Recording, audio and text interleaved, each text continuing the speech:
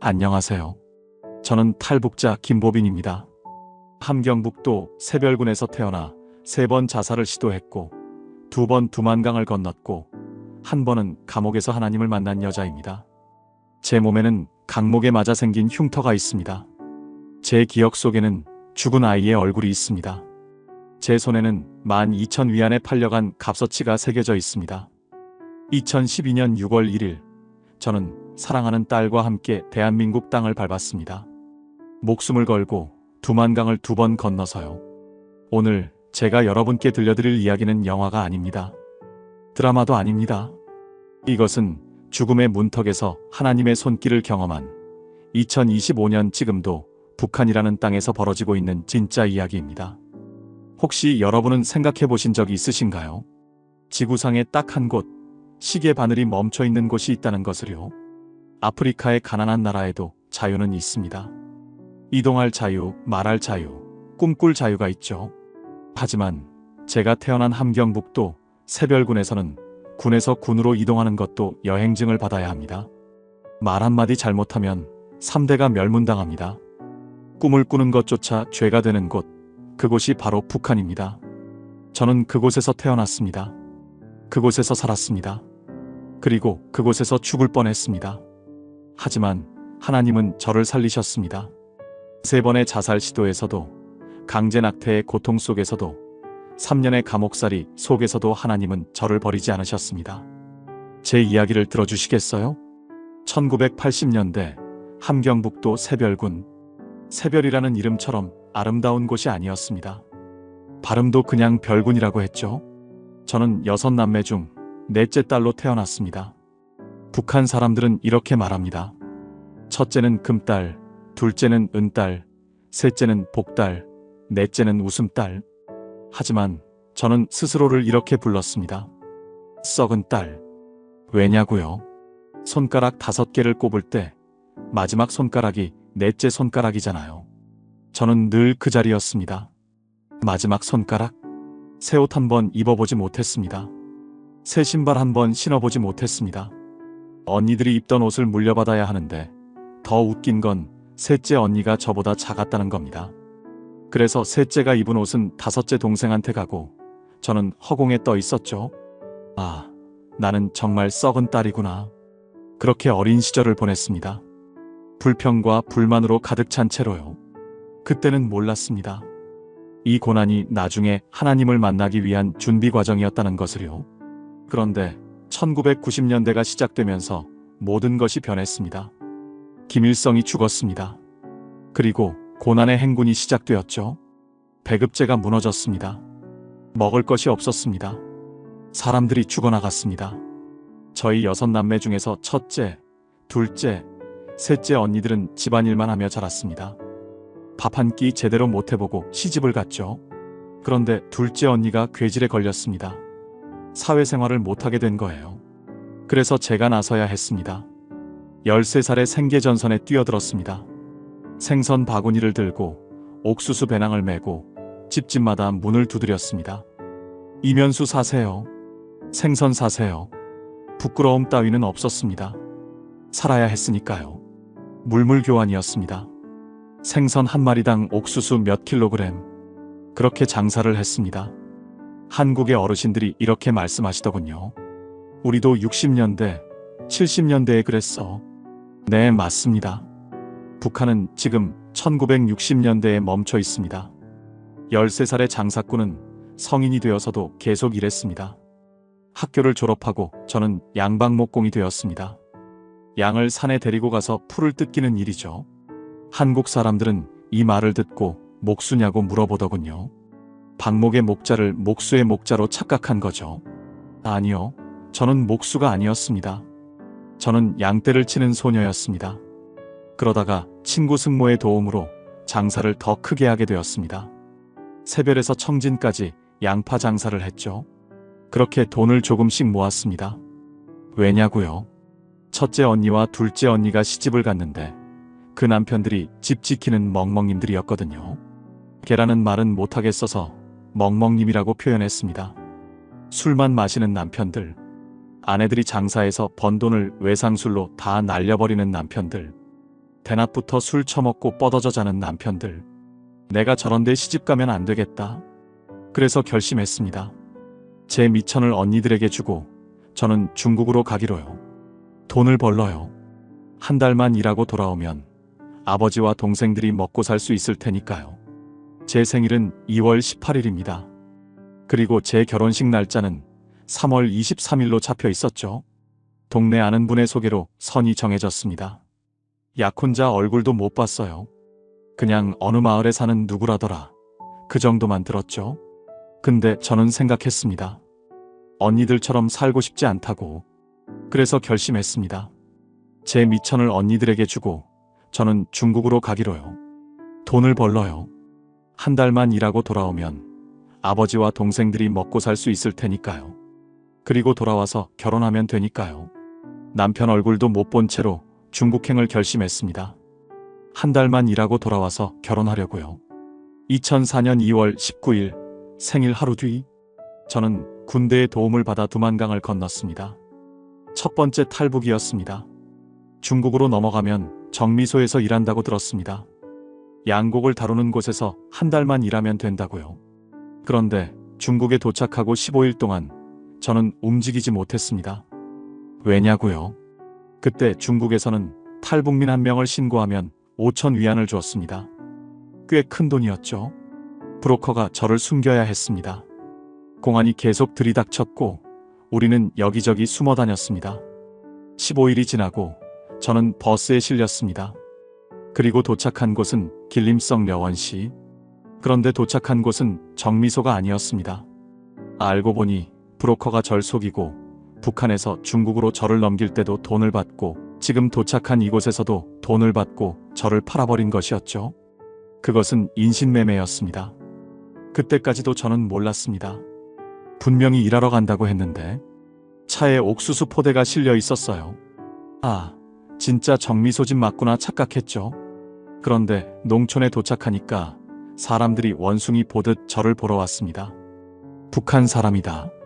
제가 팔려간 곳은 가난한 중국 농촌 가정이었습니다. 늙은 부모와 장가 못 간 아들이 사는 집이었죠. 당시 중국 농촌에서는 이런 일이 흔했습니다. 남자가 여자보다 많아서 가난한 총각들은 장가를 못 갔거든요.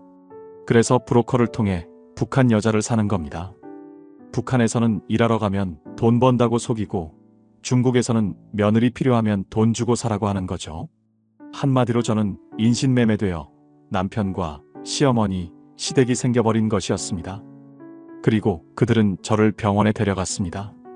아이를 낳을 수 있는지 검사하기 위해서요. 집에서는 동네 의사를 불러서 하체 검사를 했습니다. 바지를 벗긴 채로요. 그때 처음 배웠던 중국어가 이겁니다. 메이요. 없다는 뜻이죠. 루프가 있는지 확인하는 거였어요. 씨바지로 사왔으니까요. 그 순간 저는 깨달았습니다. 아버지도 동생도 언니들도 생각나지 않았습니다. 여성으로서의 수치도 느껴지지 않았습니다. 오직 한 가지만 생각했습니다. 죽어야겠다. 3일을 굶고 전통편이라는 약을 한 줌 먹었습니다. 샤워하고 옷 갈아입고 새 이불에 누웠습니다. 몸이 땅으로 가라앉는 것 같았어요. 약이 퍼지는 속도가 엄청 빨랐습니다. 그런데 눈을 떠보니 병원이었습니다. 링거가 매달려 있고 코에 뭔가 들어가 있었죠. 아, 죽었나 살았나? 살아 있었습니다. 지금 생각하면 그때 하나님께서 저를 살리신 겁니다. 아직 제가 할 일이 남아 있었기 때문이죠. 집으로 돌아와서 쥐약을 먹었습니다. 또 눈을 떠보니 병원이었습니다. 부엌으로 나가서 퐁퐁세제를 꿀떡꿀떡 마셨습니다. 또 병원에 실려갔습니다. 첫 번째 전통편을 먹었을 때 제가 다 토해냈다고 하더군요. 그래서 살았다고요. 그때 깨달았습니다. 죽음조차도 내 마음대로 안 되는구나. 그렇다면 악착같이 살아야겠구나. 시댁과 분가했습니다. 중국은 3세대가 같이 사는데 방만 따로 쓰는 거죠. 저는 제일 끝 집에서 살았습니다. 경찰이 계속 잡으러 왔습니다. 닭장에 숨었습니다. 계집에 숨었습니다. 물독에 숨었습니다. 그러던 중에 임신을 했습니다. 2004년 5월 4일이 출산 예정일이었습니다. 그런데 4월 26일 출산 10일을 앞두고 11명의 경찰이 쳐들어왔습니다. 너희들은 여기 살 수는 있어도 자식은 낳을 수 없다. 중국도 그때는 한 명만 낳을 수 있었거든요. 하물며 신분 없는 북한 여자가 아이를 낳는다고요. 같이 살던 다른 탈북 여성들은 3개월, 4개월에 잡혀가서 강제 낙태를 당했습니다. 제가 제일 달수가 컸습니다. 그런데 체격이 크다 보니 배가 크게 안 나왔어요. 밭에서 옥수수를 신고 들어와서 샤워하고 밥을 먹고 있는데 경찰이 들이닥쳤습니다. 병원으로 끌려갔습니다. 의사가 이만한 주사바늘로 제 배에 찔렀습니다. 아기 머리를 맞춰서요. 24시간 후 진통이 왔습니다. 2004년 4월 27일 동풍병원. 주사를 맞고 24시간이 지났습니다. 진통이 왔습니다. 사나이를 낳는다면 그래도 희망이 있잖아요. 이 고통이 지나가면 사랑스러운 아기를 안아볼 수 있어. 하지만 저는 죽은 아이를 낳는다는 것을 알고 있었습니다. 그 마음이 얼마나 지옥 같은지 아시나요? 더군다나 아기가 거꾸로 되어 있었습니다. 머리가 위에 있었어요. 나오지 못했습니다. 의사가 손을 집어넣어 아기 머리를 돌려서 출산했습니다. 그런데 아기가 다 나오기 전에 머리만 나왔을 때 아기가 꿈틀거렸습니다. 의사가 목을 눌러 죽였습니다. 그냥 살인이었습니다. 그리고 죽은 아이를 다리로 들고서 이렇게 말했죠. 딸이다. 제 눈앞에 보여줬습니다. 혀를 갈라놓은 채로. 여자아이가 너무나도 예뻤습니다. 그러더니 구석에 있던 바케츠통에 툭 던졌습니다.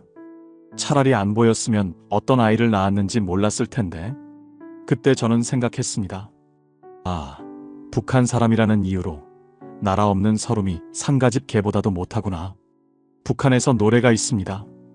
해마다 봄이 오면 산가들에는 아름다운 꽃들이 피어나고 계절이 오면 꽃이 피는데 나라 없는 내 마음속에 언제 꽃이 피겠나. 그때부터 제 머리가 돌기 시작했습니다. 돌아보니 부모님한테 사랑한다 말 한마디 못 해봤더라고요. 우리 부모님도 자식들한테 사랑한다는 말 못 해봤고요. 늘 당과 수령을 위해서였죠.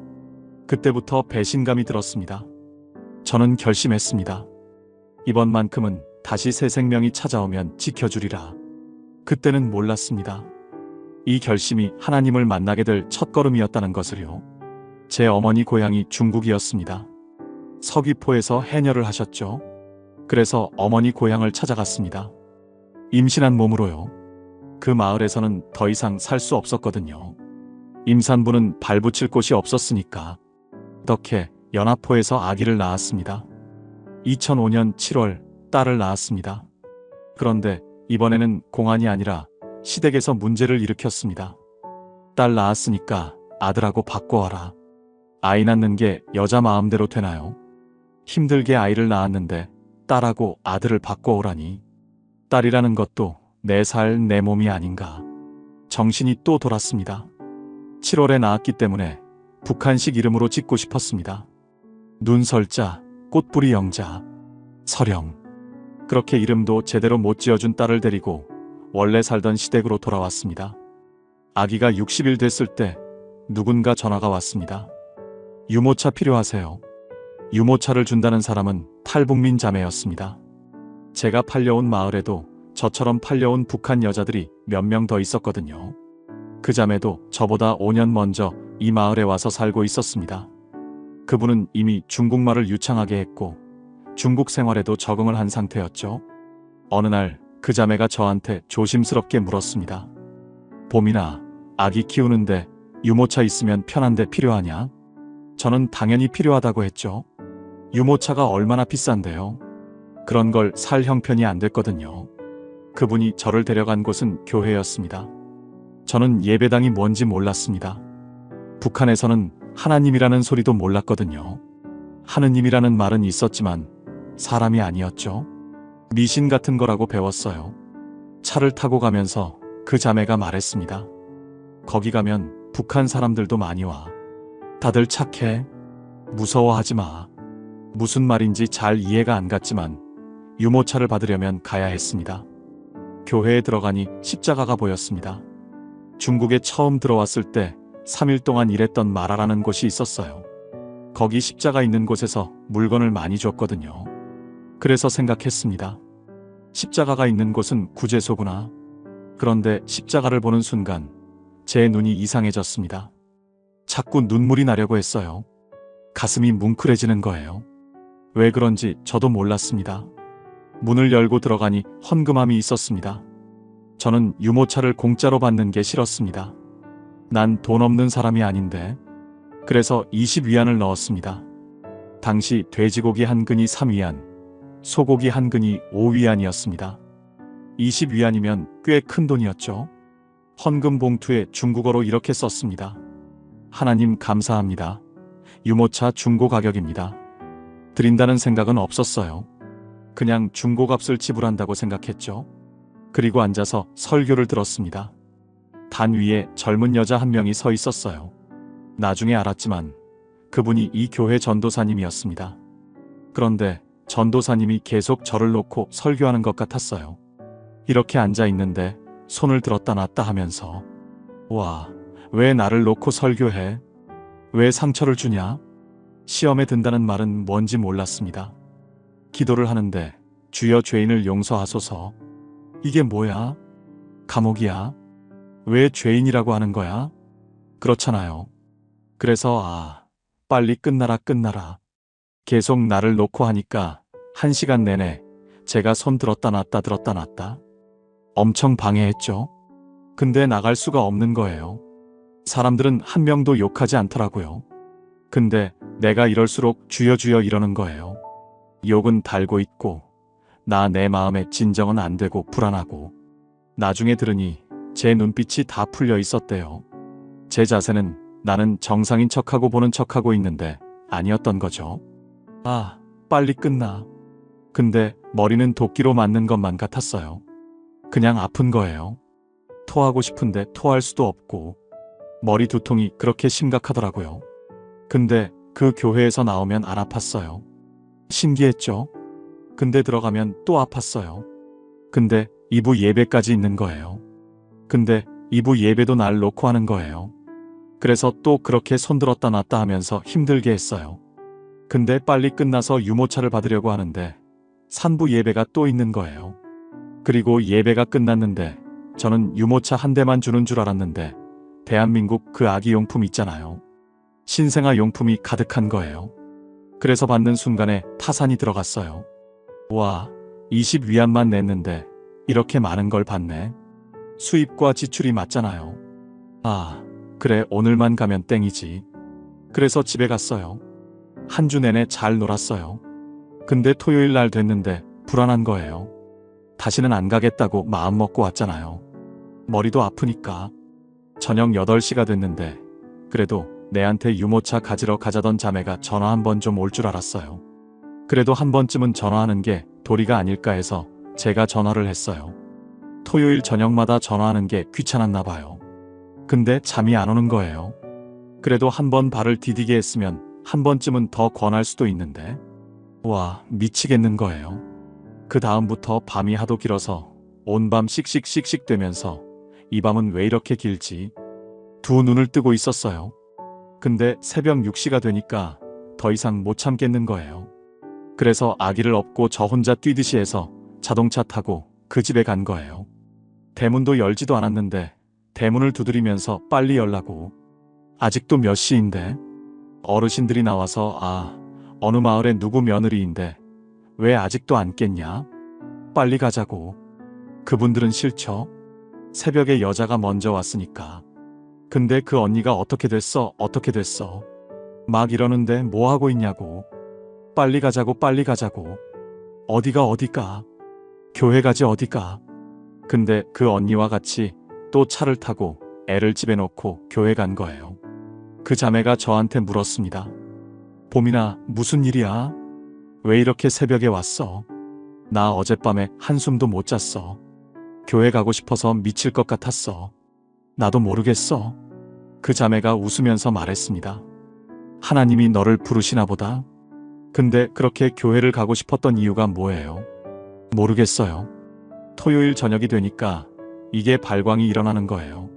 내 스스로가 이게 강박증이 생긴 것처럼 가고 싶은 그런 마음이 생긴 거예요. 그러니까 뭘 받기 위함이 아니고, 아니, 그런 게 아니었어요. 그냥. 근데 가니까 또 머리가 아픈 거예요. 괜히 왔네. 또 나를 놓고 설교해. 미친 그것들 아니야. 막 그게 욕이 막 나오잖아요. 근데 또 2부까지 다 있었어요. 어쩔. 들어야 돼. 근데 나갔다 들어갔다 나갔다 들어갔다 하니까 내가 내 스스로가 통제가 안 하는 거예요. 근데 보니까 제가 사주를 갔더라고요. 근데 사주를 가야만 영접 기도를 또 하더라고요. 그래서 3주까지는 뒤에 앉아서 막 이러고 하더니 사주 되는 날에는 내 스스로가 앞에 저 앉아서 뭔지 몰라요. 죄인입니다. 이런 거예요. 용서해 주세요. 근데 머릿속에서는 내가 뭘 잘못했지? 머릿속에서 계속 너 뭐 잘못했는데? 근데 입에서는 잘못했습니다. 주여 한 말은 안 나가더라고요. 그냥 잘못했습니다. 용서해 주십시오. 뭐 이런 말 있잖아요. 그니까 북한식 영어. 근데 찬송 소리 들으면 또 너무 좋은 거예요. 호산나 찬양하라. 막 이렇게 하고 또 나의 하나님 나의 절만 들어도 눈물이 막 나고 있잖아요. 와, 이게 뭐 어떤 심정으로 지금 여기 와 있는지도 모르는데 제일 앞에 나가니까 막 마음이 괴로우면서도 토하고 있더라고요. 제가. 근데 몸에서 뭔가가 나오는데 우욱하고 토하는데 교회 가면 각 티슈 다 있더라고요. 휴지로 받다 못해 안 되니까 소래를 갖다 받쳐 놓은 거예요.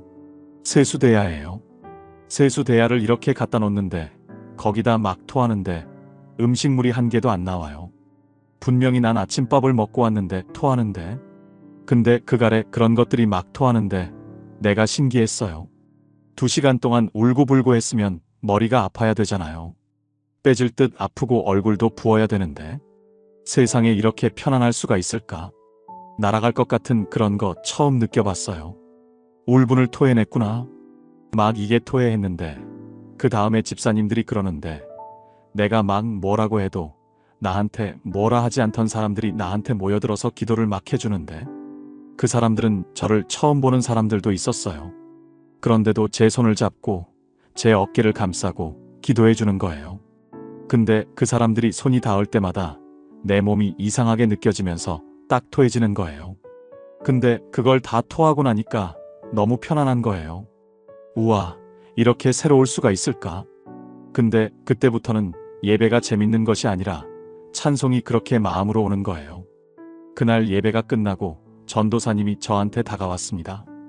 자매님, 오늘 정말 큰 은혜 받으셨어요. 하나님이 자매님을 만지셨어요. 저는 뭐가 뭔지 하나도 몰랐지만 한 가지는 확실했습니다. 뭔가 다른 세계가 있구나. 이 사람들이 믿는 하나님이라는 게 진짜 있나 보구나. 그래서 성경을 보려고 딱 봤는데 가라사대 누구는 누구를 낳고 누구는 누구를 낳고 또 말미암아 영어. 이게 딱 중인 연불 외우는 것처럼 말미암아. 이런 말 쓰지 않잖아요. 그니까 효도절 그리고 무슨 안나 이런 뭐 제자들의 이름도 엄청 까다롭잖아요. 누무갓살 뭐 이런 거 어렵잖아요. 그래서 와 성경을 못 읽겠네. 덮었어요. 그래서 그냥 찬송만 이렇게 막 하는데 매번 토요일 되면 한식을 만들어주고 중보 기도를 한다고 자매님들이 나가더라고요. 그래서 중보 기도라는 게 뭐냐 했더니 이제까지 우리가 경찰이 와서 잡아가면 그런 거 있잖아요. 숨어 다니고 친척집에 가고 근데 잡혀나가지 않게 해달라고 기도하는 거예요. 그 교회에는 탈북 여성들이 10여 명 정도 있었습니다. 다들 저처럼 팔려와서 숨어 살고 있는 사람들이었죠. 근데 제가 교회 나오기 전까지는 그냥 내가 분가를 결심했을 때부터 1위안짜리 10개 모이면 10위안이 되면 바꿔놓고 10위안짜리 5개 되면 50위안짜리 바꿔놓고 또 10위안짜리 10장 되면 100위안짜리 바꾸면서 내가 잡혀서 그래도 나가리라 이렇게 해서 돈을 모았어요. 근데 교회 가니까 그 생각이 싹 떠나가는 거예요. 여기 와서 기도하면 되네. 맛있게 먹고 저녁에 8시가 돼서 기도하는 시간인데 사람들이 알아듣지 못할 말을 혼자서 3벌 부르는 거예요. 이게 뭐지? 저는 스스로 귀곡이 들어가서 닭살이 막 돋고 머리가 서는 거예요. 와, 이게 뭐지? 방언인가? 그땐 방언 기도인 줄 몰랐어요. 근데 거기에 권사님이 한 분이 있었어요. 그분이 저한테 설명해 줬습니다. 자매님, 이게 방언이에요. 하나님하고 1대1로 대화하는 말이래요. 이거는 우리도 뭐 알아듣지 못하고 본인만이 하나님하고 대화하는 거래요. 그래서 전도사님이 나 기도할 줄 모르는데 했는데, 자매님, 사도신경 요구요. 감사 100번 하는 것도 기도예요. 그래서 마지막에 주기도문으로 마치세요. 그래서 집에 와서 저녁 8시 되면 딱 무릎 꿇고 앉아가지고 사도신경. 하늘에 그니까 사도신경 했어요. 한 50분 지나니까 마라톤 선수인 것 같아요. 감사합니다, 감사합니다 이러는 거예요. 감사합니다라고 감사 100번이라고 했잖아요. 엄청 힘든 거예요. 마지막 일단 100번까지 딱 하니까 하늘에 이게 하늘에 계신 해야 되는데 안 나가는 거야. 그러면서도 마지막까지 하고 퍽 거꾸러지는 거예요. 그래서 감사를 하다가 그래도 뭔가가 있잖아요. 하나님, 하나님은 내가 믿었던 할아버지보다 더 세다면 나한테도 주세요. 돈 주세요. 안 주시면 저 안 믿겠습니다. 하나님이 세다는 걸 저한테 보여주세요. 그렇잖아요. 난 귀신 할아버지가 있어요. 그 할아버지 얘기를 해야 할 것 같네요. 제가 18살 때였습니다. 북한에 있을 때요. 어느 날 꿈에 할아버지가 나타났습니다. 모르는 할아버지였어요. 지팡이를 들고 산신령처럼 나타났죠. 그 할아버지가 말했습니다. 함경북도 경성군이라는 곳이 있다. 거기 절간에 가면 몇 번째 칸에 책자가 있다. 그걸 가져다 봐라. 저는 무서워서 안 갔어요. 경성군은 우리 집에서 멀었거든요. 그런데 안 갔더니 다리를 못 쓰게 됐어요. 6개월 동안 다리를 못 썼습니다. 아버지가 말했습니다. 너 할아버지 말 안 들어서 그런 거 아니냐? 그 말을 들은 순간부터 다리에 힘이 들어오기 시작했어요. 그 다음부터 할아버지가 계속 나타났습니다. 밤 12시면 나타나서 다음날 일어날 일들을 알려주는 거예요. 지나가다가도 누군가 만나면 할아버지가 시킨 말을 해야 했습니다. 안 하려고 해도 안 할 수가 없었어요. 그 귀신 할아버지 덕에 관상을 보게 된 거죠. 그래서 중국에 넘어와서도 할아버지가 나타나서 관상을 보고 다녔던 거예요. 중국 사람들한테요. 근데 제가 중국말 못하잖아요. 근데 함경북도 은덕에서 온 언니가 우리 집에서 멀지 않은 곳에 와 있었고, 그리고 5년이란 세월을 살았으니까 중국말 잘하잖아요. 그니까 그 언니를 데리고 다니면서 나는 조선말하고 그 언니는 중국말 통역하고, 근데 거의 다 맞았나 봐요. 그래도 돈을 받고 하죠. 돈 받고 하죠. 돈 안 받으면 제가 이게 번역하지 통역까지 데려갈 일 없잖아요. 사람들이 계속 왔어요. 매일 왔어요. 그러니까 오늘 안 왔어요. 다음 날에 끝나고 다음 날에 있을 일들을 얘기를 하는데요. 근데 하나님이 있다 해서 좋은 생각이 생기고 축복받는다는 얘기는 있지만 내 손에 돈은 안 생겼어요. 그래서 그렇잖아요. 그래서 하나님, 할아버지 귀신도 나한테 주는데 하나님 나한테도 돈 주세요. 나한테 뭔가를 하나님이 있다는 것을 증거가 되게 해주세요. 나한테도 주세요. 아니면 안 믿겠습니다. 그리고 협박을 했어요. 제가 하나님한테. 그니까 40일 동안 주고 장장 감사 100번 하고 하나님 줄 거예요, 말 거예요. 막 이러니까 40일 만에 주라고요. 토요일 날 딱 갔는데 눈물 콧물 흘리면서 소리방언이 나오는데 내 방언이 어떤 마음으로 올라가는지 보여지는 거예요. 그때부터 눈물 콧물 흘리면서 하나님이 진짜 있네.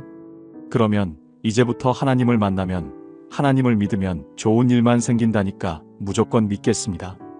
그래서 그때부터 열심히 교회에 다니면서 하나님 예배를 했죠. 그 뒤에도 할아버지 귀신은 밤에 계속 나타나더라고요. 그런데 신기하게도 영접 기도를 딱 해버리니까 할아버지가 안 나타나는 거예요. 그래서 제가 교회 전도사님한테 가서 전도사님, 할아버지가 안 나타나는데 사람도 안 오네요. 근데 자매님 영적 싸움을 했습니다. 할아버지도 할아버지의 이런 모습을 오지만 영이다. 하나님도 영이고. 영적 싸움을 해서 자매님이 이겼습니다. 자매님이 이겼다는 자체는 하나님이 할아버지보다 세다는 것을 인정하셨죠. 그렇게 그 뒤에도 중국에서 교회 생활을 하면서 살았습니다. 근데 말씀은 한 구절도 안 들어오더라고요. 근데 사랑이란 말이 저희들한테 제일 와닿지가 않았어요. 사랑도 받아본 사람만이 사랑을 줄 줄을 아는데 저희는 사랑을 못 받아봤잖아요. 근데 누군가가 내 몸에 상처 주던 사람인데 누구를 사랑할 거예요. 그러니까 사랑이란 말이 잘 와닿지가 않았어요. 그런데 하나님의 손길은 계속 저와 함께하고 계셨습니다. 그렇게 교회를 다니면서 저는 평화로운 날들을 보냈습니다. 물론 경찰이 가끔 들이닥쳤지만 교회 사람들이 중보기도를 해주니까 신기하게도 잡히지 않았어요. 그런데 성탄절 날이었습니다. 우리 교회에서 성탄 공연을 준비하고 있었어요. 탈북민 여성들도 다 나와서 연습을 하고 있었죠. 갑자기 경찰차가 들이닥쳤습니다. 알고 보니 시댁 친척들이 신고를 한 거였어요. 농사 짓는 밭 문제로 싸웠는데 진 사람이 복수로 신고를 한 거죠. 순식간에 탈북민 여성들이 숨었습니다. 저도 어떻게 숨었는지 모르겠어요. 나중에 보니 김치 독 사이에 있더라고요. 김치 세독 사이에 그 좁은 틈. 사람이 들어갈 수 없는 공간인데 제가 거기 있었어요. 전도사님이 제 이름을 불렀습니다. 보민 자매님 어디 있어요? 경찰이 자매님 잡으러 왔어요. 제가 안 잡히면 30명이 잡혀갈 위험이 있었습니다. 그러니까 저는 나와야 했어요. 근데 제가 분명히 독 사이에 들어갔는데 못 나오는 거예요. 전도사님, 저 분명히 여기 독 사이에 들어오기는 왔는데 몸이 안 빠져요. 남자 5명이 김치독을 움직여서 저를 꺼냈습니다. 이것이 바로 하나님의 기적이었습니다. 사람이 들어갈 수 없는 틈에 제가 들어가 있었던 거예요. 하나님께서 저를 숨겨주신 겁니다. 결국 저는 우리 딸 서령이를 업고 경찰서에 갔습니다. 겨울이라 너무 추웠어요. 애 옷을 다 벗겨서 얇은 옷만 입히고 갔죠. 조사를 받는데 경찰이 말했습니다. 너네 친척이 신고했으니까 이제는 그 마을에 들어가 못 산다. 이사를 해라. 그래서 갑자기 저희가 이사를 하게 됐어요. 시댁 식구도 다 같이요. 그래서 다시 이사한 곳이 저희 딸이 태어난 곳, 제 어머니 고향으로 갔습니다. 이사를 하고 얼마 안 돼서였습니다. 양력설 날에 우리 서령이가 폐렴에 걸렸어요. 병을 했는데 실금폐렴이라면 이게 한국에서는 아무렇지 않게 약 먹고 주사 맞고 하면 나았는데 안 나아지는 거예요. 체온도 안 떨어지고 막 이게 안 되는 거예요. 그래서 10일 동안 혈관 자리 못 찾아서 링거도 못 꽂아요. 의사가 말했습니다. 마음에 준비하세요. 그 애가 다시 못 쓴다고요. 푸. 이렇게 이게 눈이 떴는지 감았는지 모르고 그냥 이렇게 진짜 반죽음이 돼서. 그래서 제가 그 애를 업고 분명히 집으로 간다고 갔는데 발이 교회로 향했습니다. 교회 십자가 밑으로 갔어요. 그 추운 겨울날에 제가 맨 땅에 앉았습니다. 애는 저 밑에 십자가 밑에 누워있고 하나님한테 하소연하기 시작했어요. 하나님만 믿으면 좋은 일이 생긴다며, 축복만 나온다며, 왜 내한테만 이런 일을 내리고 차라리 그때 죽은 아이처럼 내 품에 차라리 거치지 않게 해주지. 왜 1년 넘게 내 품에서 저렇게 떠나보내야 하냐? 하나님 진짜 살아있는 게 맞습니까? 이렇게 울분을 토하는데 교회 지키는 할머니가 나왔습니다.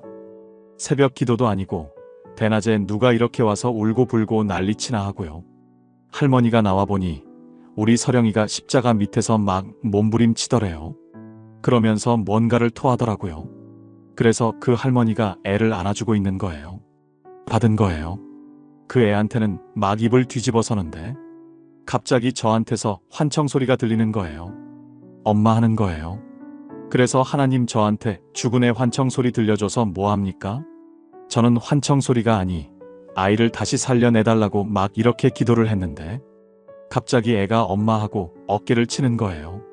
깜짝 놀랐잖아요. 그러면 제 아이가 이름이 서령이잖아요. 그러면 제가 서령아 해야 되잖아요. 근데 갑자기 엄마라는 소리에 제가 은혜야 하고 은혜야 뭐 이렇게 하는 거예요. 갑자기 저도 놀랐어요. 애 이름이 서령인데 왜 은혜지? 그때는 깨닫지 못했어요. 왜 하나님이 은혜라고 하게 했는지. 나중에 제가 애를 업고 병원 갔어요.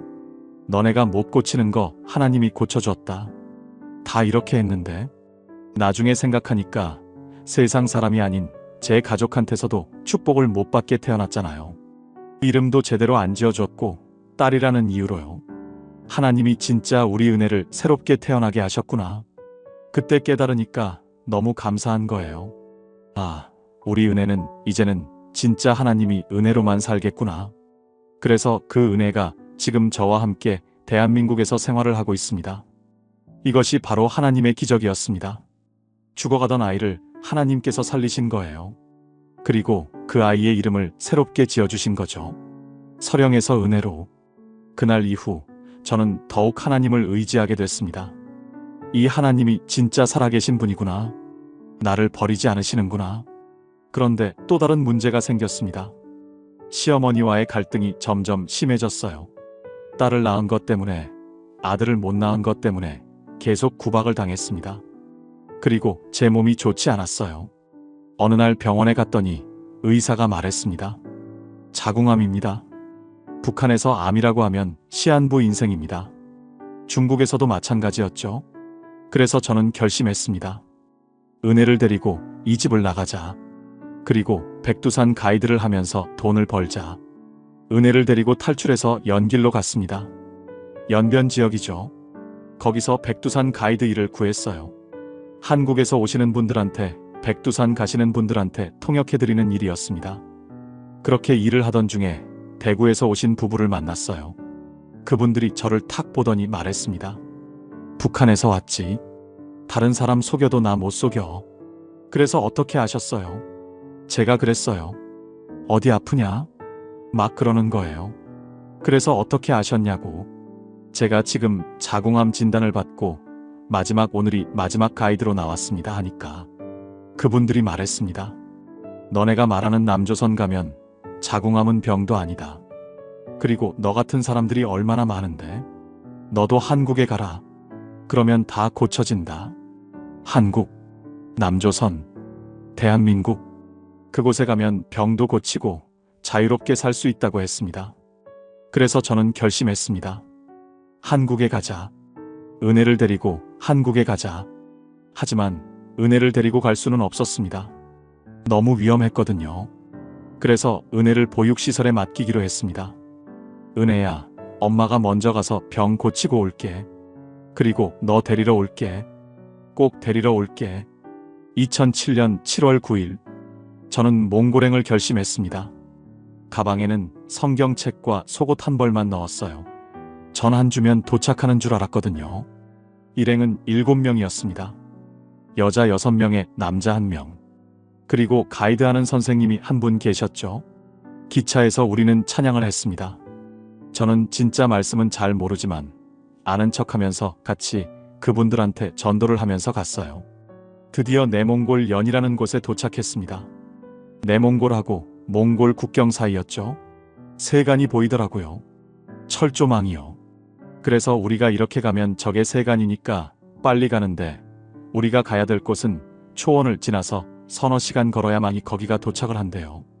그래서 제가 나침판 지고 그 다음에 중국어 쪽지를 지고 핸드폰을 제가 졌어요.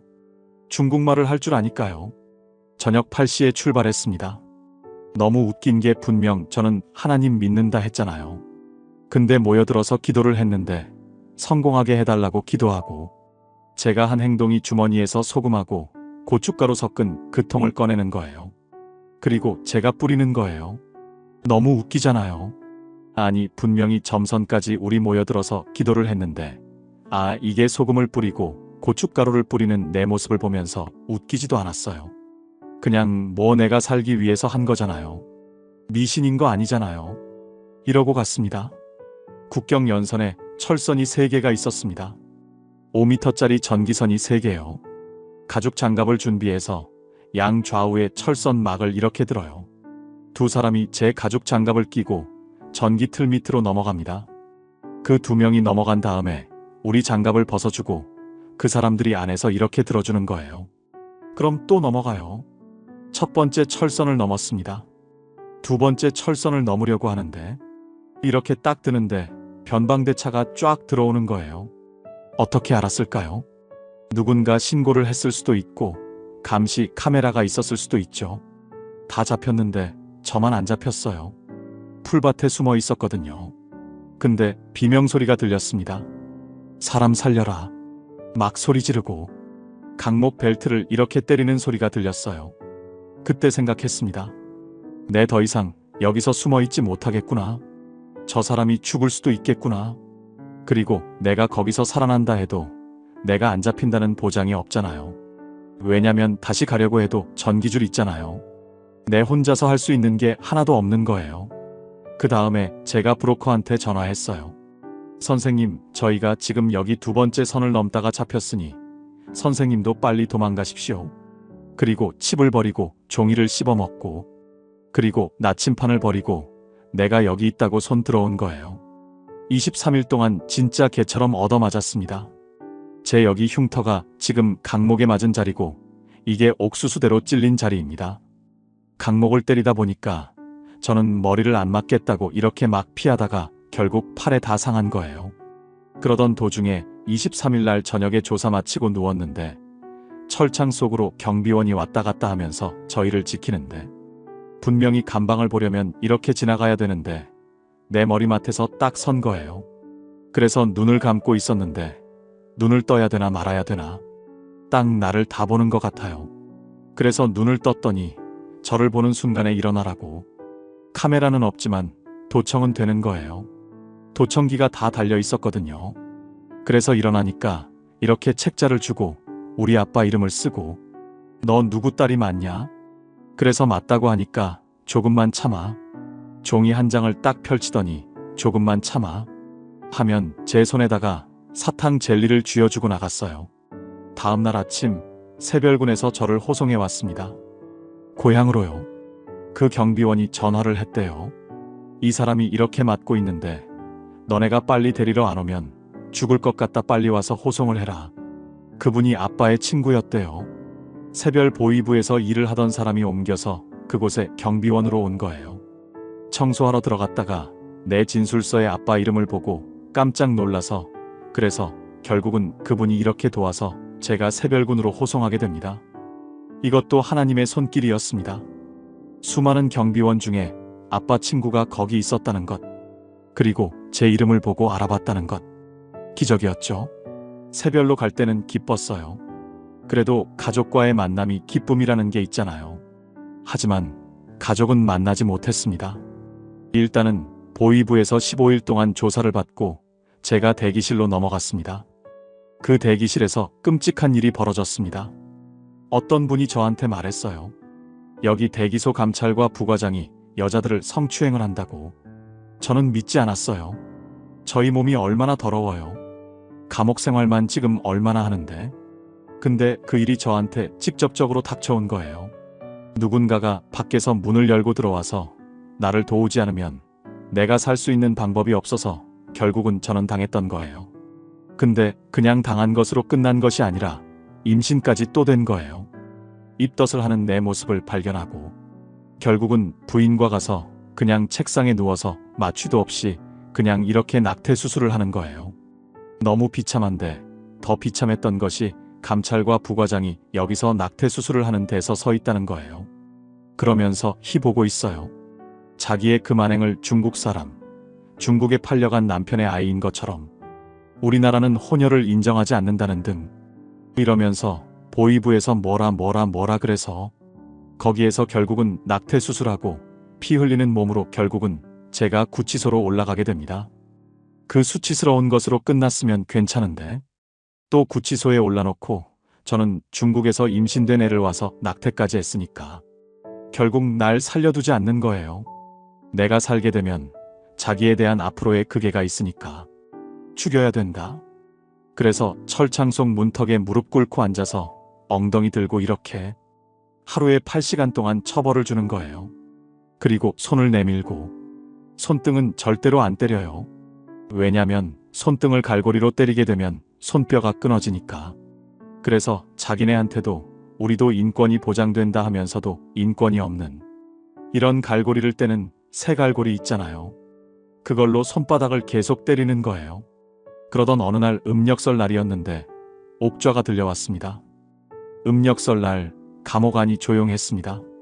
저는 중국에서 배웠던 찬양을 속으로 불렀어요. 나의 하나님. 중국어 찬양이었죠. 분명히 속으로 불렀는데 갑자기 누군가 소리를 질렀습니다. 새끼야. 이러고 저도 놀라서 소리를 질렀습니다. 감방에 누구냐?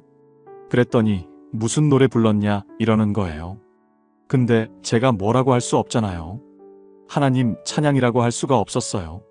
근데 중국말 할 줄 아는 자매가 옆에 감방에 있었습니다. 그분도 탈북민이었어요.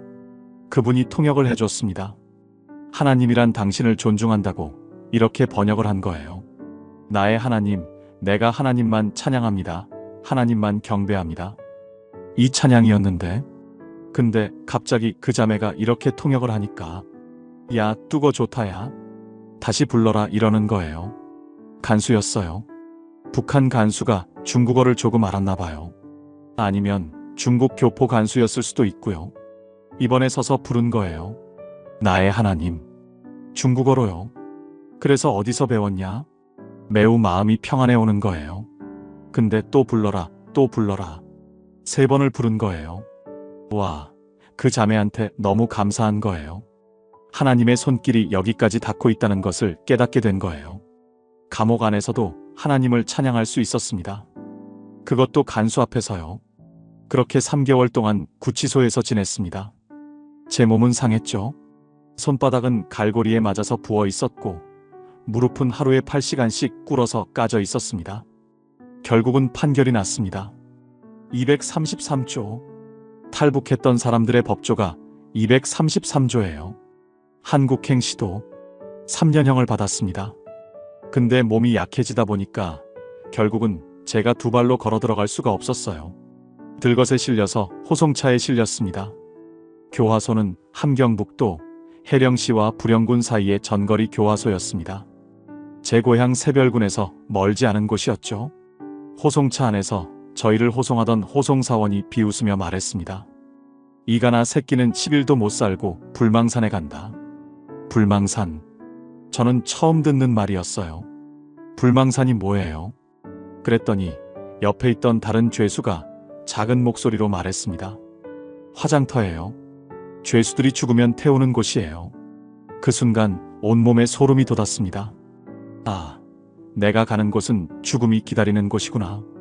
하지만 이상하게도 두렵지 않았습니다. 오히려 마음 한구석에서 작은 목소리가 들렸어요. 하나님이 함께 하신다. 전거리 교화소에 도착했습니다. 철문이 열리고 들어가니 여자들이 줄 서 있었어요. 다들 뼈만 앙상하게 남은 몸, 풀린 눈빛, 죽은 사람 같은 얼굴들이었습니다. 나도 저렇게 되겠구나. 신입교육을 40일 동안 받았습니다.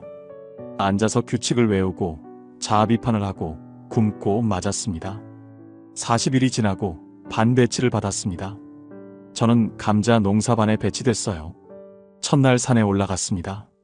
다리에 힘이 없었어요. 40일 동안 앉아만 있었으니까 다리 근육이 다 풀렸죠.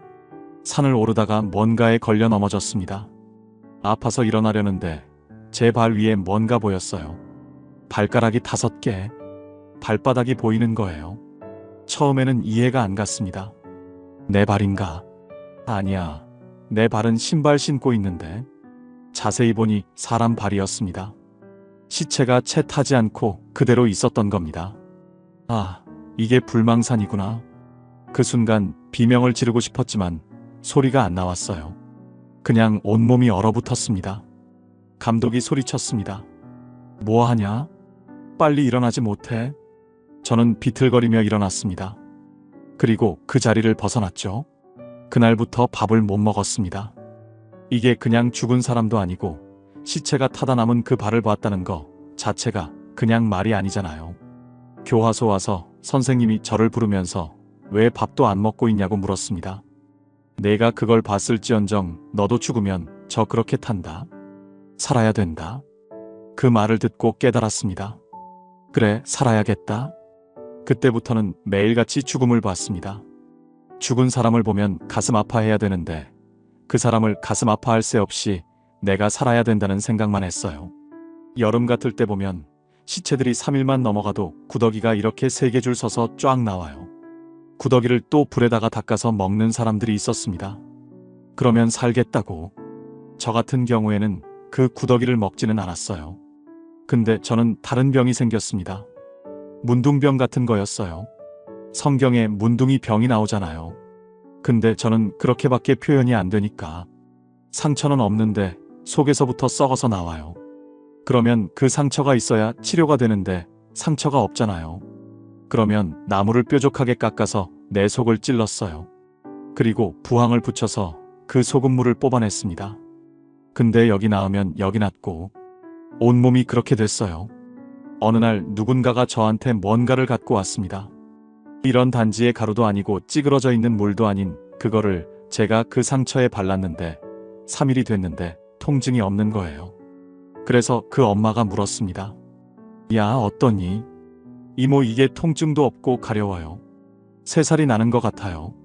그게 바로 구더기 가루다 이러는 거예요. 그때 저 깜짝 놀랐어요. 구더기 가루로 병을 고치다니. 사람이 죽은 시체에서 나오는 구더기 가루마저도 먹고 살겠다고 버둥대는데 어떻게든 살아야겠다고 생각했습니다. 저희 조에 어르신이 한 분 있었어요. 할머니였습니다. 나이가 많아서 일을 제대로 못하셨죠. 어느 날 그 할머니가 저한테 말했습니다. 봄이나 장, 고추 먹고 싶소. 장이요. 고추요. 북한에서 고추는 귀한 거예요. 교화소에서는 더더욱 구할 수 없는 거였죠. 근데 우리가 일하는 밭에 남새 반이 있었어요. 채소를 키우는 반이죠. 거기에 고추가 있었습니다. 저는 생각했습니다. 저 할머니가 고추 한 번 먹고 죽으면 소원이 없으시겠다. 그래서 내가 장날도 불구하고 제일 뒤에 남아서 고추를 훔쳤어요. 근데 훔쳐서 성공하면 되잖아요. 근데 들켰습니다. 남새 반 선생님한테 잡혔는데 제일 악독하고 악독군자라고 소문난 선생님이었습니다. 진짜 비참하게 맞았어요. 강목으로 등을, 옆구리를, 팔을 때렸습니다. 피가 났어요. 억울했습니다. 근데 더 억울한 건 고추를 할머니한테 못 드렸다는 거였어요. 들어와서 생각했습니다. 오늘은 실패했으니까 내일 다시 뜯어주겠다. 저녁 십시점호하는 소리에 제가 옷을 벗는데 고추가 툭 나오는 거예요. 고추 2개가. 근데 그 고추를 보면 기뻐해야 되잖아요. 좀 전까지만 해도 할머니한테 미안해서 그랬는데 화가 나더라고요. 2개 고추가 뭔데 내 목숨 하나. 그 다음에 그 할머니한테 주면서 말했습니다. 내 목숨 하나 무조건 먹고 살아라고. 그리고 제가 화장실에 들어갔습니다. 요만한 작은 창문에 올려다보고 하나님 하고 소리 질렀어요. 소리는 지르지 못하고 눈빛으로 내 속에서 소리는 질렀습니다. 하나님 진짜 있습니까? 내가 왜 내 먹으려고 한 것도 아니고 누군가를 위해서 이렇게 노력한 거 내가 이렇게 피 터지게 맞아야 될 거냐? 막 이렇게 지금 막 기도하고 있는데 성경 말씀이 떠올랐습니다. 중국 교회에서 들었던 말씀이었어요. 내가 감당할 만한 시험만 주고 감당하지 못할 일은 피할 길을 준다. 그래서 기도했습니다. 하나님, 진짜 하나님이 주신 말씀이라면 이곳에 들어온 것도 하나님의 뜻이 있습니까? 그리고 며칠 내내 기도를 했는데 갑자기 전도라는 마음이 들기 시작했어요. 아, 전도. 그럼 전도해야지. 그래서 우리 조의 장기수들을 전도하기 시작을 한 거예요. 10년 이상 먹고 들어온 분들부터 전도를 하기 시작했습니다. 처음에는 다들 미쳤다고 했어요. 여기서 무슨 하나님 얘기냐고. 들키면 형기가 더 늘어난다고. 근데 저는 멈출 수가 없었어요. 쉬는 시간에, 밥 먹을 때, 화장실 갈 때마다 작은 목소리로 얘기했습니다.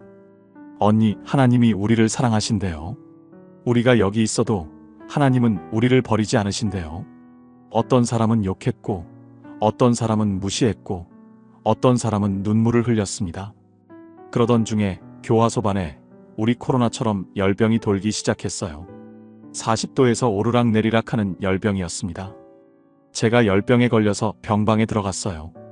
근데 병방에 또 누군가가 들어왔습니다. 그 사람이 윤설이 자매였습니다. 처음 봤을 때 눈빛이 달랐어요. 날 꼬장할 것 같은 그런 느낌. 말이 안 들어가는 거예요. 근데 그랬든 저랬든 하나님이 하라고 했으니까 하는 거죠. 열심히 윤설이 언니한테도 전도했습니다. 그렇게 3년 동안 8명을 전도하게 됐습니다. 진짜 죽음의 시체를 놓고 나도 죽음을 넘나들면서도 하나님이 이곳에서 역사하신다는 걸 너무 많이 보게 된 거예요. 화장실 들어가서 바지 벗고 방언을 기도하는데 옆에 있는 자매가 방언을 기도하는 거예요. 중국에 갔다가 잡혀온 자매는 대부분이 다 기도하는 자매인 거예요. 하나님을 믿는 사람들. 이곳이 천국이구나.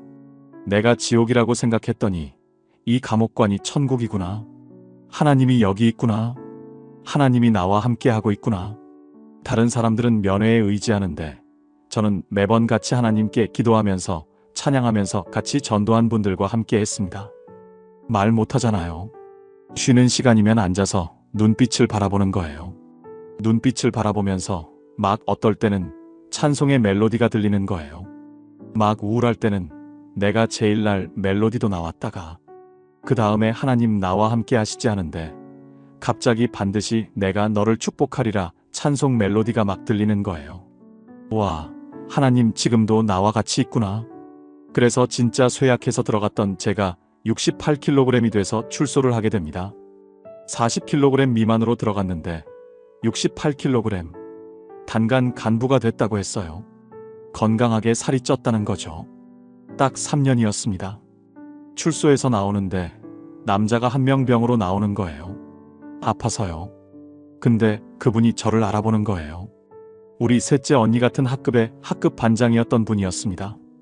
날 보고 물었어요. 너 여기 시집 왔냐? 오빠 나 여기서 3년 생활 마치고 나오는 거예요. 면회에 누가 왔냐? 나 면회 없었어. 그 사람마저도 제가 면회 있는 사람만큼 그냥 죄인이 아닌 세상 사람처럼 보였던 거죠. 나와 보니 결국은 그때야 죽음을 다 알게 됐습니다. 둘째 언니하고 동생을 만났어요. 그때 하나님을 전했습니다. 그리고 제가 중국에 딸이 있었잖아요. 은혜가 있었습니다. 6개월은 무조건 북한 쪽에 있어야 돼요. 탈북했다가 잡혀서 온 사람은 6개월 동안 감시를 받거든요. 그래서 6개월 동안 수직갱에 땅 밑에 들어가서 석탄 캐는 일을 했습니다. 돈을 벌기 위해서요. 그리고 2011년 4월 8일 날 저는 다시 사랑하는 딸을 부르면서 혼자서 탈북을 하게 됩니다. 이번에는 혼자였습니다. 두 번째 탈북이었죠.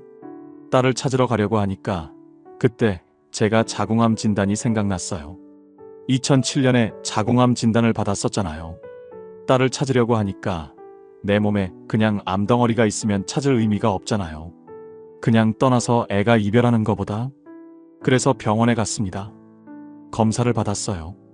기적같이 없어진 거예요. 의사가 말했습니다. 이상하네요. 기록에는 분명히 자궁암이라고 나와 있는데 지금 검사해보니 아무것도 없어요.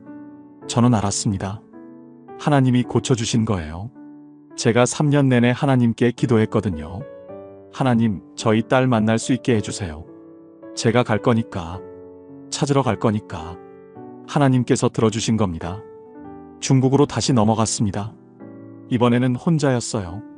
브로커의 도움을 받아서 강을 건넜습니다. 딸을 보육시설에 맡겼다고 했잖아요. 그곳으로 갔습니다. 들어가니까 저희 딸이 누구만 안 해도 분명히 딸이라는 걸 딱 알아봤어요. 얼굴이 똑같았거든요. 7살이었습니다. 옥좌 놓고 거기에 올라서서 거기 작은 손으로 팬티하고 양말을 빠는 거예요. 제 눈에서 눈물이 글썽했습니다. 은혜야? 엄마야? 근데 애가 저를 딱 보면서 뭐라고 했는지 아세요? 마담의 손님 하다 이러는 거예요. 엄마를 못 알아봤습니다. 3년 넘게 못 봤으니까요. 은혜야, 엄마야? 엄마 왔어. 애가 겁먹은 표정으로 뒤로 물러났어요. 보육원 원장이 나와서 설명했습니다. 이 아이 엄마예요. 기억 안 나? 엄마가 너 데리러 왔어. 그제야 은혜가 조금씩 다가왔습니다. 엄마, 엄마. 안았을 때 얼마나 가슴이 아팠는지 모릅니다. 이렇게 작은 아이를 혼자 두고 갔구나. 이렇게 고생시켰구나. 딸을 찾고 보니까 하나님이 진짜 위대하다는 걸 알았어요. 그 지옥 같은 그곳에서 하나님이 나를 이렇게 살리신 것이 와 너무 기적이다. 그래서 그때야 다시 생각했습니다. 여기서는 안 되겠구나. 이 아이를 데리고 한국에 가야겠구나. 그래서 2012년 6월 저는 은혜를 데리고 대한민국에 입국했습니다. 몽골을 거쳐서 왔어요. 이번에는 성공했습니다. 하나님께서 함께 하셨으니까요. 2012년 6월 1일, 저와 은혜는 대한민국 땅을 밟았습니다. 자유의 땅, 하나님의 땅. 한국에 오면 전 가나안에 도착하는 줄 알았어요. 그냥 잘 되는 줄 알았습니다. 근데 북한에서 있었던 모든 상황, 중국에서 있었던 모든 상황이 악몽으로 시달렸습니다. 2년 동안 매일 밤 악몽을 꿨어요. 죽은 아이가 나타났습니다. 강제 낙태를 당하던 순간이 떠올랐습니다. 성폭행을 당하던 그 순간이 떠올랐습니다. 잠을 잘 수가 없었어요. 자다가 비명을 지르고 일어났습니다. 어느 날 교회에서 치유 집회가 있었습니다.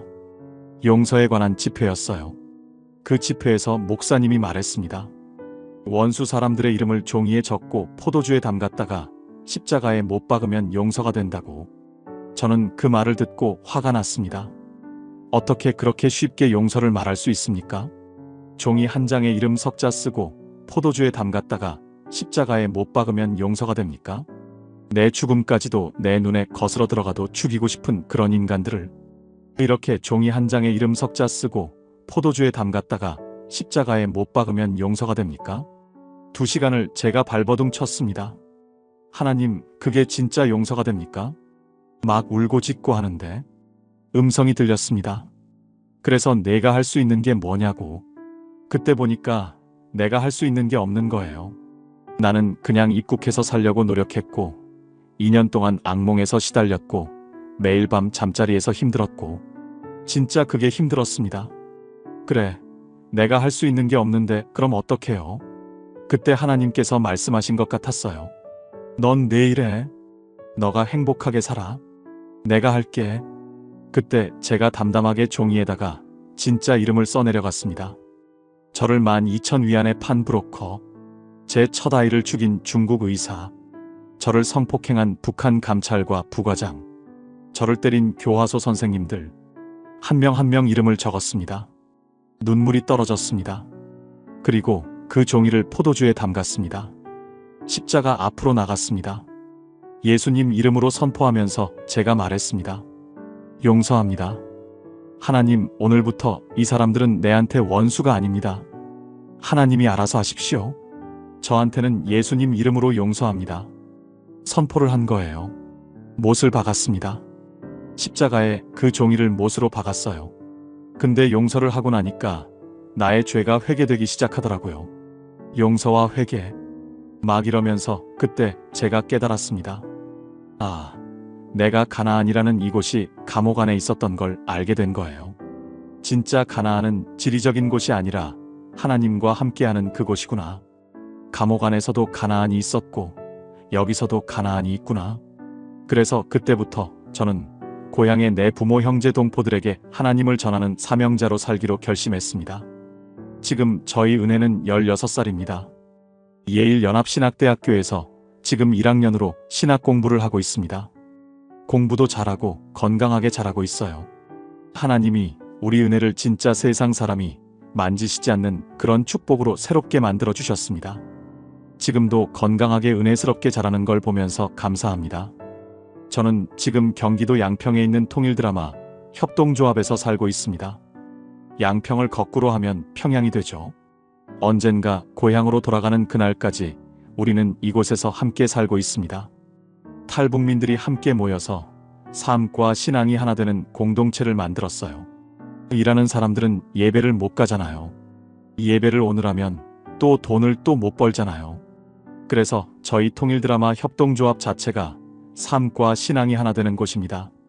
우리는 받기만 하는 것이 아니라 우리가 더 많은 이들을 섬기면서 삽니다. 제가 항상 말하는 게 있습니다. 절대 감사, 절대 사랑. 사랑은 받은 자만이 알고 작은 곳에. 저희는 항상 모든 것에 절대 감사, 절대 사랑을 말합니다. 내 안에 사랑이 있어야 누군가에게도 사랑을 전할 수 있습니다. 그래서 매일같이 기도하면서 절대 감사, 절대 사랑하면서 하루하루 기쁘게 살고 있습니다. 용서를 선포하는 것. 세상 사람들 앞에서 수치라고 생각했던 것이 수치가 아니더라고요. 하나님이 얼마나 멋있게 쓰셨나? 이게 다 하나님이 저를 사용하게 하셨고 하나님이 아니었다면 오늘의 내가 없는 거죠. 저는 지금 북한에 복음을 전하는 일을 하고 있습니다.